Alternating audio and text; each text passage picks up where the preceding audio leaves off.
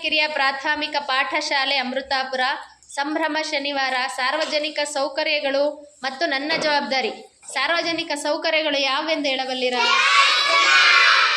ಶಾಲೆ, ಪೂಜಾ ಮಂದಿರಗಳು, ಲೈಟ್ ಕಂಬ, bank, police station, bus stand,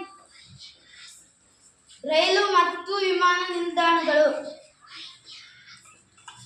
ಬೀದಿನಲ್ಲಿ ration, ಪಠ್ಯ ಪುಸ್ತಕ, ಸಮವಸ್ತ್ರ, ಭಾಗ್ಯಲಕ್ಷ್ಮಿ ವೃದ್ಧಾಪ್ಯ ವೇತನ, ಗ್ರಂಥಾಲಯಗಳು, ಉದ್ಯಾನವನಗಳು, ರಸ್ತೆಗಳು, ಪೋಸ್ಟ್ ಆಫೀಸ್, ವಸ್ತು ಸಂಗ್ರಹಾಲಯಗಳು,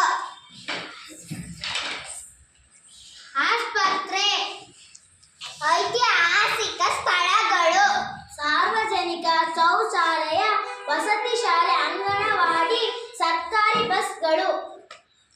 ನಿಮ್ಮ ಜವಾಬ್ದಾರಿಗಳು ಏನೆಂದು ಹೇಳಬಲ್ಲಿರ?